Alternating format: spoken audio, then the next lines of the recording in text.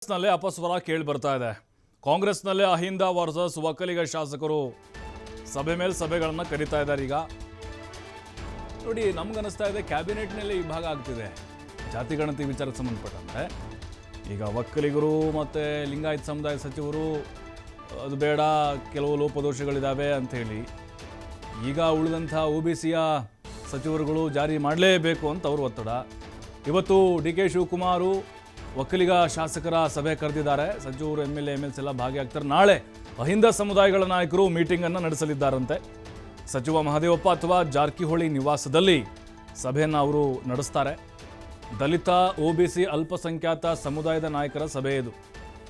OBC ನಾಯಕರದು ಸಂಪುಟ ಸಭೆಯಲ್ಲಿ ಜಾತಿ ಜನಗಣತಿ ವರದಿ ಜಾರಿಗೆ ಅವರು ಆಗ್ರಹಿಸಲಿದ್ದಾರೆ. CM ಮೇಲೆ ಒತ್ತಡ ತರುವ ಬಗ್ಗೆ ಸಭೆಯಲ್ಲಿ ಮಾತುಕತೆ ಆಗುತ್ತೆ. ಯಾವ ವಿಚಾರವನ್ನು ಮುಖ್ಯಮಂತ್ರಿಗಳ ಮುಂದೆ ಇಡಬೇಕು, ಮತ್ತು ಸಾಧ್ಯ ಆದರೆ ಹೈಕಮಾಂಡ್ನು ಕೂಡ ಭೇಟಿ ಮಾಡೋ ಒಂದು ನಿರ್ಧಾರಕ್ಕೆ ಬರ್ಬೋದು. ಅಂದರೆ ಇಲ್ಲಿ ಏನಾದರೂ ವರದಿನ ಜಾರಿ ಮಾಡಲಿಕ್ಕೆ ಮೀನಾಮೇಷ ಮಾಡಿದರೆ ಸಂಪುಟ ಸಭೆಯಲ್ಲೂ ಕೂಡ ಅಲ್ಲಿ ವರದಿಯನ್ನು ವಿರೋಧಿಸುವ ಸಾಧ್ಯತೆಗಳಿದ್ದಾವೆ. ಲಿಂಗಾಯತ ಮತ್ತು ಒಕ್ಕಲಿಗ ಸಚಿವರು ಕೂಡ ಎಲ್ಲರೂ ಒಟ್ಟಾಗಿ ವರದಿ ಜಾರಿಗೆ ಆಗ್ರಹಿಸಬೇಕು ಅಂತೇಳಿ ಚರ್ಚೆ ನಡೆಯಲಿದೆ. ಅಂದರೆ ಜಾತಿ ಜ್ವಾಲಾಮುಖಿ ಸ್ಫೋಟ ಆಗಿದೆ ಈಗ ಕಾಂಗ್ರೆಸ್ನಲ್ಲಿ.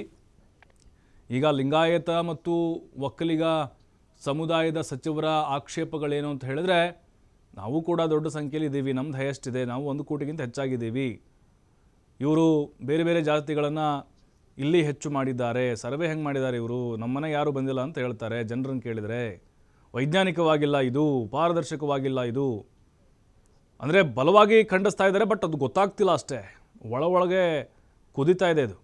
ಈ ಕಡೆ ಸಮುದಾಯಕ್ಕೂ ಕೂಡ ಒಳ್ಳೆಯವರಾಗಬೇಕು, ಮತ್ತು ಮುಖ್ಯಮಂತ್ರಿಗಳಿಗೂ ಕೂಡ ಇಲ್ಲಿ ಆಪ್ತರಾಗಿರಬೇಕು. ಒಂದು ರೀತಿ ಇಕ್ಕಟ್ಟಿಗೆ ಸಿಕ್ಕಾಕೊಂಡಿದ್ದಾರೆ, ಅದರಲ್ಲೂ ಡಿ ಕೆ ಶಿವಕುಮಾರ್ ಅವರು. ಯಾಕೆಂದರೆ ಒಕ್ಕಲಿಗ ಸಮುದಾಯದ ನಾಯಕರು ಅಂತ ಕಾಂಗ್ರೆಸ್ನಲ್ಲಿ ಗುರುತಿಸ್ಕೊಂಡಿದ್ದಾರೆ ಆಲ್ರೆಡಿ. ನಾಯಕರು ಕೂಡ ಅವ್ರನ್ನ ಒಪ್ಕೊಂಡಿದ್ದಾರೆ. ಆ ಜನರ ಒಂದು ಭಾವನೆಗಳನ್ನು ಕೂಡ ಅವರು ಸರ್ಕಾರದ ಮುಂದೆ ಹೇಳಬೇಕಾಗಿದೆ.